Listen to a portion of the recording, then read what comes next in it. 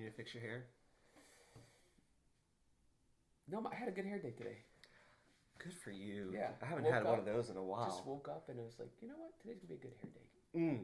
Sometimes you just say it, you mean it, and it happens. Spoke it. It happened. Conviction. Okay, now say the welcome with conviction. Welcome to Winding Down with Father Padre. You always mess it up. You did that on purpose. Yeah. Try it this time. Welcome to Winding Down with Padre. I'm Father Michael. I'm Father White. And we never know what to say after that. No. Cheers. But I'm excited about this wine. So, okay, last time we Let's talked see if about... you know how to pronounce it. Actually, I didn't even read it. Ooh. Okay, so let's just show our viewers. Let's see if they can pronounce it. Chateau. Chateau, I know that one. Chateau, that's a house. Not chateau. Ferret. Ferret. Ferret Lambert. Ferret Lambert. That's so butchered. Ferret Lambert. Ferret Lambert. Wow. Okay, chateau, a Bordeaux. Oh, I didn't even notice. Wow, Bordeaux. Like, that's fancy. Like, those who know wines, okay, let's I smell. hear Bordeaux is nice. Okay. But that's French, okay? So, ferret. You know. Ooh. It's aromatic. Oh, wow. The nose is... fruity. Vibrant. Very fruity. With minerality. Wow, nice. I'm telling you. What's the taste? Give me some There's taste. like Did you taste it yet? a hard pressed strawberry. Oh. That's going on in there. I did taste it. And it's a little tangy with a little bit of spice. Round and fruity. I said lots of things. Spices, yep. You won't know unless you get a Ferret Lambert. But anyway, thank you to our sponsor, who is working hard to make us more sophisticated. Our sommelier. Who's going to be more sophisticated first? I think I have a better chance than you do. Yeah, absolutely. Can't believe you gave in on that. No. And we also have a cheat sheet. So, like, our sommelier gave us a cheat sheet. We didn't do very good. Okay, so he said it's Ferret. Oh, maybe that's how you pronounce it. That's how you pronounce it. Ferret Lambert. So the nose is fruity, aromatic, slight something. So there's categories: the nose, the palate. The funny thing about this is Father Michael's handwriting. You can't even read it. So you were trying to read my handwriting. So then there's you can't the even nose. read his handwriting. So we're trying to grow in our sophistication. So the nose, the palate, then the mouth, and the tannins. So the nose, fruity. You said all those good things. I said that. Let's fruity, talk about the palate and the slide tannin. nodes of minerality and clay. The palate, fruity, round, well balanced, creamy. Okay. I cheated on that one. Creamy. Mouth, fresh, ripe, red fruits. Raspberries, wild strawberries. A very good wine. Hint, red currants. Do you want a good wine? wine? And the tannins, which I don't know what to do with that. Fine and polished. Now, the tannins would be, as you like swirl it, the things that drip down on the side of the glass. Which they look fine and polished. Well, I think you're right. Wow. We're learning. So today we're also learning. Yeah, what do we... about a few topics that might be a little fun and controversial because we are no longer in the realm of non-negotiable. Now we're negotiating. The art of negotiation. Thank goodness. Who do you think is a better negotiator, me or you? Oh, you, always. You're smarter. Why do you keep saying me? This is not even fun. How can I even argue with that? Because you're just saying me. Well, obviously, I'm winning the argument right now. Because you're abdicating. I seem like I've already won. Ironic. So apparently. It's ironic. All right. People are probably bored of our banter at this point. So, wow. I wish they could taste it. They should taste it. Ferret Lambert. Wow. Very good. That's Ferret good. Lambert. Yeah. I don't even know. So we're into the negotiable category. Okay, so like we did, we kind of started our whole series off this with principles. Like we didn't jump into the non-negotiables. We kind of outlined some principles to look at these, all of these non-negotiables and negotiables. I think what the church does set up for us is to give us some principles to look at the negotiables. To guide our discussions. Yeah. Contrary to popular belief, the church is not interested in telling you every single thing and choice you should make. There are certain non-negotiables that we have to uphold to. We've already covered those. Right. Life, marriage, and religious freedom. Beyond that, though, the church is going to provide some moral principles to guide our discussions for basically every other political topic. What are some of these political topics? Here's some ideas just to get our taste wet. All right. It's just gonna be the fun stuff. So we got things like food, housing, work, education, access to culture and transportation, basic health care, freedom of communication and expression. Also things like war, peace, economic policy, and I think we already said healthcare. So just basically any kind of the right to privacy, any kind of political discussion that you might have. It's not necessarily black and white. Like, we can have a discussion about it with our moral principles, and two good Catholics can disagree. Yeah, and to me, that's why I like the church. It doesn't say, hey, it's negotiable, just good luck. At least it gives us principles. It gives us like some foundations that both of us can at least argue on to come to the best decision, while letting these principles, these moral principles, it challenges guide, right? us. Yeah, it challenges us to think critically, and to make our own choice. According to whatever the circumstances are in these topics. Yeah, which is really dignified. It speaks to our, who we are as humans anyway, that dignity that we have. So we want to start off today's episode. The two negotiables that we're going to talk about is war. Ooh. Which some people may think, is that really a negotiable? Like, isn't that? But yeah, war. We're going to talk about war. And we're also going to talk about capital punishment, which is surprise. It's one of those quiet hot topics. So both of those. But before we even jump into them, we have to kind of address some guiding principles before we jump in. So why don't we spend a little time? The church has given us 7 Catholic social teaching principles, and of those 7, there are really 4 that kind of stick out as like the main general one. So maybe you want to get us started on some of those general guiding Catholic social teaching principles? Sure. Let's start off with the dignity of the human person, which, as I was reading it and listening to it, I was like, wait, did we cover that? We covered that on the first one, right? But just a distinction between the first non-negotiable, which was the dignity of the human of life from conception to natural death. So, like life, it's a non-negotiable. But now we're talking about the dignity of the human person as they're living. So we certainly want to uphold the dignity of the human person, that they're made in the image and likeness of God, and just to respect the freedom in which a person comes to full maturity and is fully alive. So this is a general principle that every political choice that is made, the dignity of every human must be considered. Right, no matter what race, nationality. So no matter who you are, like humans have a fundamental dignity about them. So that's going to be a guiding principle in our negotiables. Yeah, secondly, common good. So it's the sum total of social conditions which allow people, either groups or individuals, to reach their full capacity, their fulfillment, and be fully alive, which is not confused with particular good. So I can have a particular good, but it's looking at the good of society, the good of the whole. And as I was kind of like listening as we were talking this morning, what might be like some elements of the common good?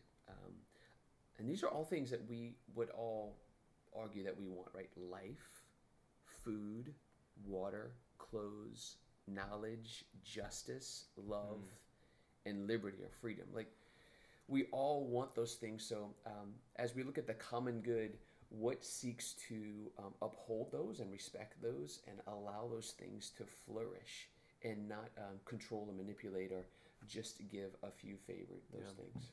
Yeah, so it's really, and it's kind of the antithesis of the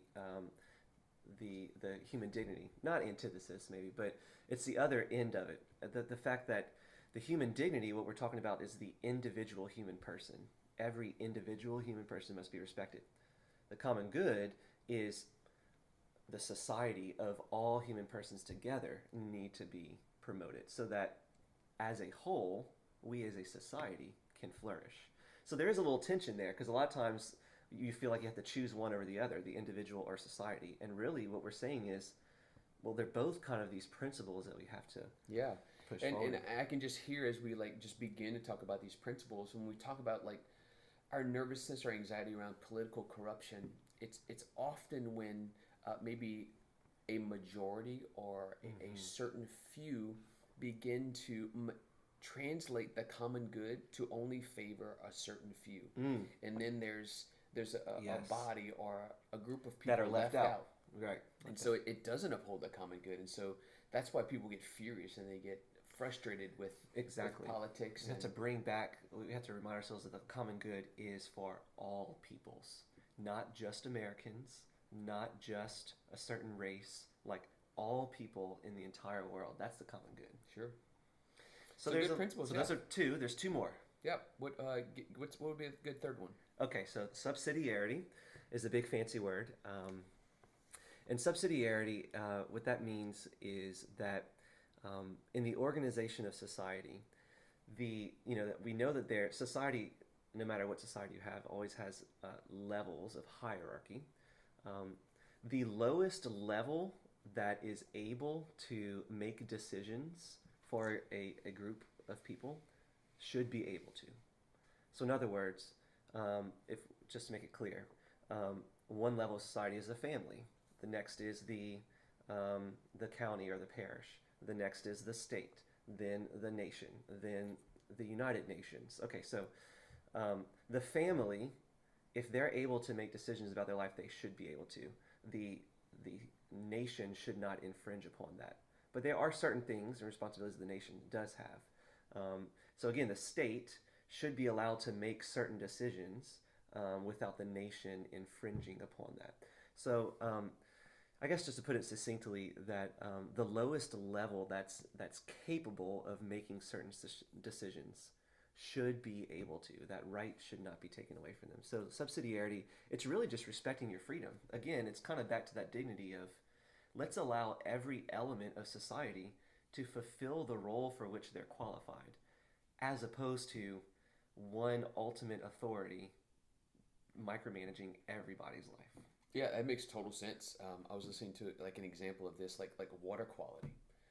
So, let's say Joe Blow next door is just dumping toxins into the water. Well, like who should regulate that? Well, certainly we wouldn't expect the federal government to come in and make a law because Joe is polluting the water system. Mm-hmm. Well, it's the city of Broussard's job to do that, and then if it gets wider, well, the water in Broussard kind of flows into other cities, so it becomes like a broader thing, and so then it becomes a state's issue, and still it wouldn't be like a federal issue unless you start talking about Louisiana's waters or Right. or If it started affecting other states, then right? Yeah, we need to get more states involved. But what I'm hearing you say too, it's making me think of it's a privilege, but it's also a responsibility. Yes. So again, like back to the idea that parents are the fundamental educators of their children. That's a privilege, but it's also a responsibility.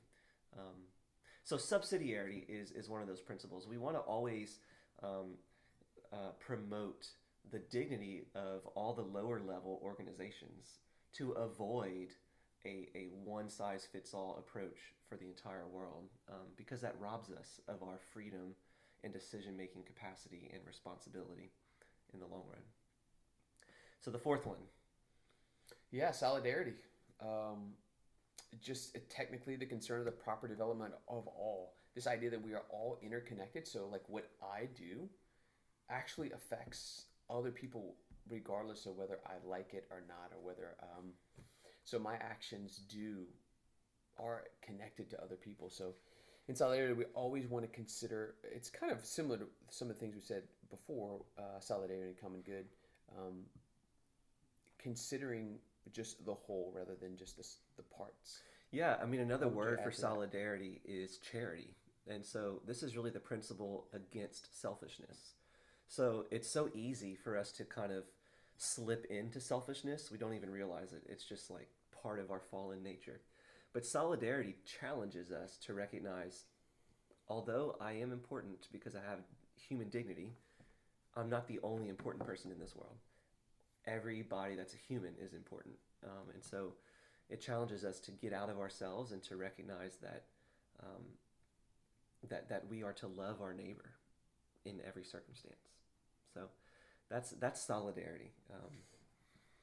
So those are the four principles: human dignity, common good, which there's tension between those two, and then subsidiarity and solidarity, to which both kind of enhance and remind us of that human dignity again. So as I hear all of these principles, none of it makes any sense, and we have no foundation for it unless we uphold the idea of human dignity.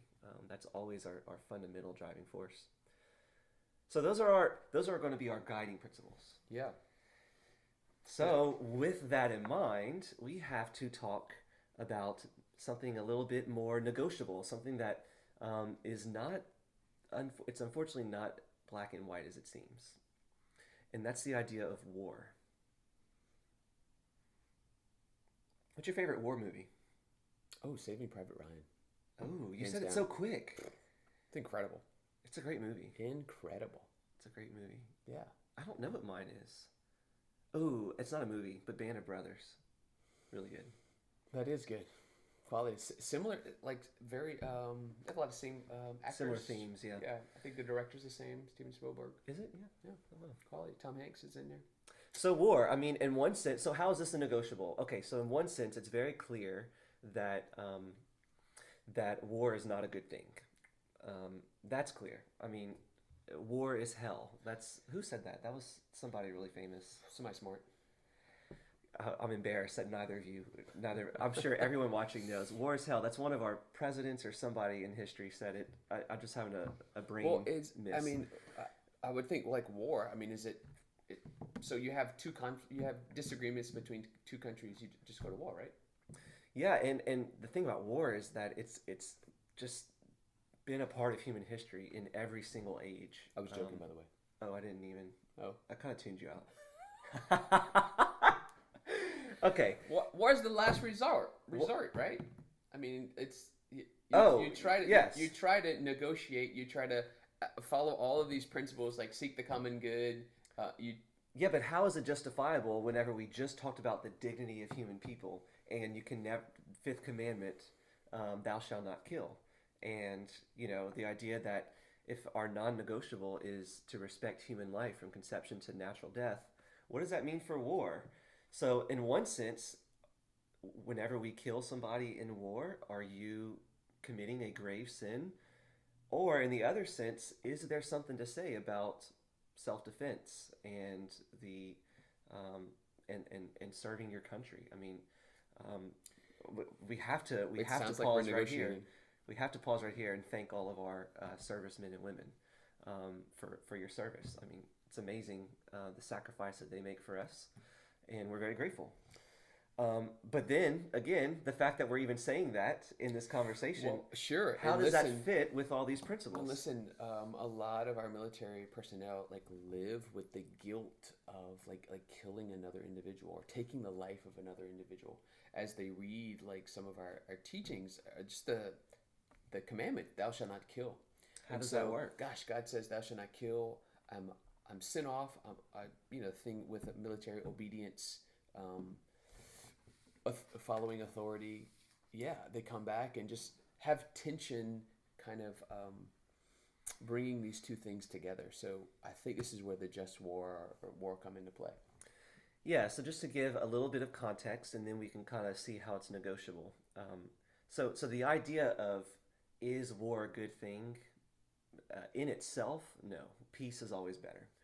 However, when you find yourself in a situation of war, whether or not we should be participating is a negotiable situation. So just to give us a little bit of groundwork to play with here. So Catechism of the Catholic Church, remember that's the compendium of the Church's teaching. Paragraph 2,307. That's a lot of paragraphs. That's a lot of paragraphs. Probably. Paragraph 2307. It says this: the fifth commandment forbids the intentional destruction of human life. So that's one principle. Okay, so suddenly, how does that work then?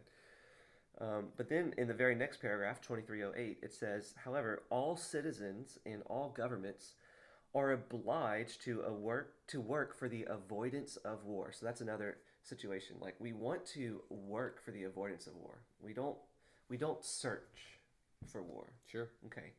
However, in the same paragraph, it says, as long as the danger of war persists, Governments cannot be denied the right for lawful self-defense. How does this work logically? Because back to the dignity of the human dignity, this is for me the kicker here. We talk about the dignity of the human person, and very often we're talking about the other person. Sometimes we forget that we have a dignity as well, and we have a fundamental right to preserve that human dignity. And so if our human dignity is threatened, if our life is threatened, it is not just a neutral, morally neutral, or kind of good thing. It is actually an obligation of who we are to defend ourselves. That is an obligation of our human dignity. We have to defend our human dignity. So, in other words, there is room for self-defense here. When there is a threat, there is something to say about defending. But that's great to hear. There needs to be some boundaries, because if we just simply use that at, people can always say, well, I was threatened, and therefore they justify that as a reason to do bad things. So we need to kind of figure out, what are the boundaries? What defines a threat, and what levels of defense am I allowed to engage in? But does that at least make sense in the beginning? Like the idea of you have a dignity and I do too. Yeah, absolutely. I'm just thinking of like World War II.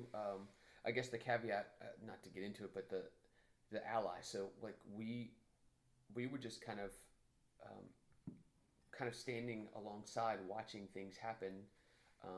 Like what brought us into that war? I was thinking, okay, we had allies, but it was Pearl Harbor. That's when like we went into that war because like we who were defenseless, defend ourselves. Attacked. Like we were defending ourselves. That brought us into the battle of. Sure. But in addition, you bring up another good point. Some people have responsibility over others. Parents have responsibility over their children. Governments have responsibility over their citizens. And even nations, in their coordinated effort for the common good, have a responsibility to take care of each other. So that also, whenever someone else's human dignity is being threatened or taken away from them, we, especially those that do have a responsibility over them, have a responsibility, not just permission, but a responsibility to defend that human dignity, to prevent that dignity from being taken away. Yeah, I mean, I'm thinking of all kinds of things right now. Like we have military personnel all throughout the world, and like a lot of people say, what are we doing? Why do we have military all over the world? Where in one sense we are at least making strides to protect our freedoms, like our way of life and everything we talked about, but also we're also protecting other people, like, and their right to be free. But the level of which is where the negotiation comes about, because the boundaries aren't always as clear for every circumstance. Some people will critique America for infringing and meddling upon other countries and cultures and trying to Americanize the rest of the world. So there is something to say about that. So to what degree? And there's different policies. So like different. But then on the flip side, have different. Well, sure, yeah, but the two sides. So like there's are you infringing? But at the same time, America is at this point has the most powerful military, and so is there a responsibility that comes with that?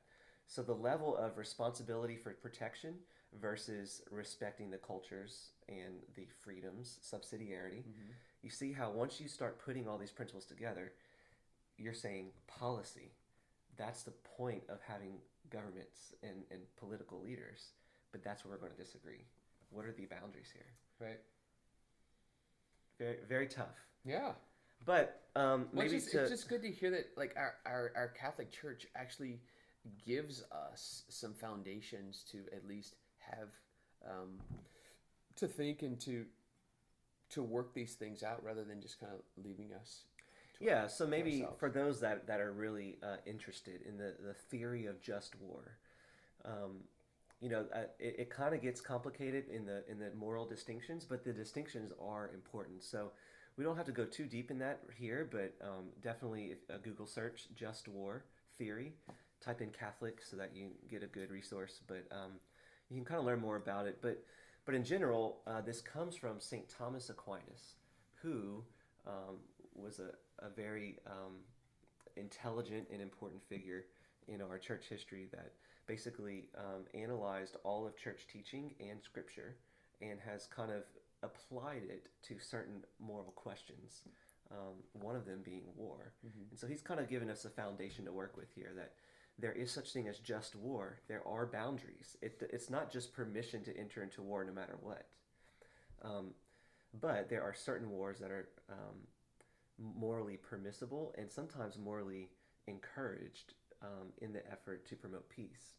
But always, always, always, like if there are other options outside of Absolutely. war, then we are then that is always preferable. But sometimes it's just not the case. So diplomacy is preferred if it's possible. But another question this poses is the right to bear arms. Praise him. So, Which is, I mean, how can you defend yourself? Right. So a Second Amendment right. Something about an Thank God that is part of our Constitution. But again, what are the boundaries to which governments can regulate the distribution and wholesale of arms versus an individual's ability to have and use as many arms as possible? What are those boundaries? Yeah, and even like, and I did conceal and carry training, and like part of the training was just because you can bear an arm, like the strategy was to avoid conflict at all costs. Like you have to be a responsible carrier, and it just doesn't give you a right to use it in any way that you want. It's to defend yourself in the end, but to avoid conflict at all costs. And like part of the training is how to avoid conflict and how to negotiate and how to just step aside and just to be aware of your surroundings. And it's there for the ultimate last resort. So I thought that was just in line with everything we're saying. Well, if we go back to our 4 principles, human dignity, common good, we can just stop there, those two. The right to bear arms, yes, the human dignity of self-defense is a very good thing that we should have. But the common good, we have to ask the question, which arms are actually helping the common good, and which... Are you talking about my guns? Well, these guns? Yeah, these guns. I didn't know if you were talking about the gun show. I'm talking about there's a difference between a shotgun, a pistol, and an automatic rifle. Sure. And then, or a machine gun, or there's also, this is considered arms, nuclear bombs, nuclear warfare. I mean, all of that is considered in the realm of arms. Bow and arrow. So right. So there's a difference between a bow and arrow and an atomic bomb. So what are the boundaries and the circumstances to which we can do these things? The church is very clear that taking the innocent life of anybody is never okay. So particularly like destructing an entire city, especially a city that has innocent people in it,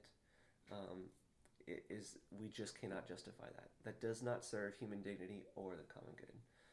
So in the discussion of just war and self-defense, we have to always bring it back to the self-defense aspect and all the levels and degrees that come with it. But it does not just give us permission to just have no boundaries with our weapons. There is a great responsibility that comes with weapons and their purpose.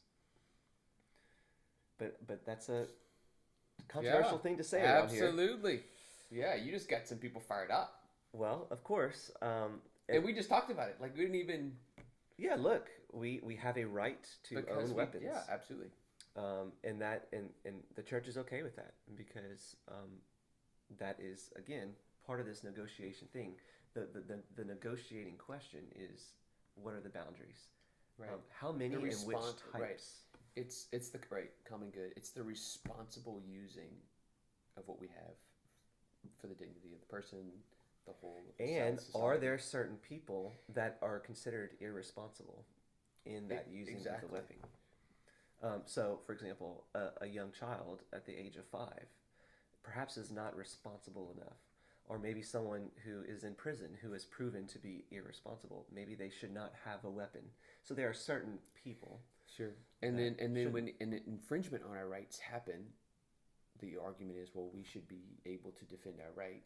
Therefore, we should be able to have arms to not have arms be born on us. Right. It's good So discussion. it's a negotiate. This is all negotiable. This is all things that our politicians, but also us in society, can figure out. Okay, given our circumstance in this part of life, what can we actually do? Sure. Okay, Listen, one more thing. I'm not sure if we're going to get to capital punishment. That's what I was going to say. One more thing, capital punishment, because I think we're kind of coming on time, probably. Okay, capital punishment. So this is interesting. Human dignity says that never take life from conception to natural death unless it's self-defense. But then, come to find out, traditional church teaching gave an opening for capital punishment and was okay with it. How? And that gets back to back in the day, whenever there was a severe threat to society, a serial killer or somebody, in order to protect society, certain civilizations did not have a penal system that was reliable or a way to actually protect the society from this harmful figure. And so for them, capital punishment was a form of self-defense. Well, we are now in the 21st century, and the idea of capital punishment is a lot more controversial because now we do have other means possible to protect society. All kinds of punishment should be medicinal. It should lead that human person with dignity to an opportunity for redemption, even if not necessarily redemption in human society, at least eternal redemption. Sure. So, to put it into context, it's actually possible for Catholics to disagree on if and when capital punishment is permissible in a certain case. However, lately, in most recent events, Pope Francis in 2018 made a pretty clear statement about it, a pretty direct statement about it. And he actually revised the Catechism of the Catholic Church that said that it is at this point in our human history inadmissible because we do have other means necessary to protect society from these harmful individuals. However, yes, Pope Francis said that, and actually Pope John Paul II actually said a similar thing during his papacy as well. But arguably, it is possible for a Catholic to use church teaching to argue for a specific event in one case. I'm just going to have to say that it's going to be really hard to come up with that permissible situation given these principles and what the popes have said in recent years. But it is a negotiable in itself because of the principle of just war and double effect. Sure. So kind of a mouthful. Yeah. But Certainly, just some reading material to go and research and look. Still, the EWTN website is a good place to go and. that's where we're going. Yeah, if you want to read more about the principle of double effect, the principle of just war, or especially capital punishment and how that all fits, EWTN.com/vote. And the catechism number that Pope Francis edited, I'm going to have to find it. Where did I, my notes somewhere. Oh, here it is paragraph 2267. So if you have a catechism that was published before 2018, 2267 is going to say something different than if you go online and actually read paragraph 2267 from the catechism. So it's been updated. A mouthful. Man, this is fun. What? Just maybe you want to give a teaser for next week? Next week, we are going to talk about the economy Ooh. and healthcare. Two very big Are you going to things. give me some stock tips? Wow, maybe so. Maybe we'll talk about the stock market Maybe and you'll whether tell or me- not that's even a good thing Yeah, to maybe you'll participate tell in. me if it's maybe I need to go to confession. I don't know. Yeah, so that should be fun next week. Going to confession or next week? Oh, well, hey, both are fun. Hey, something bear? Foray Lambert. Lambert. Lambert. Yes. Oh. He's trying to help us pronounce it. Just catching on. All right, everyone. Have a good night.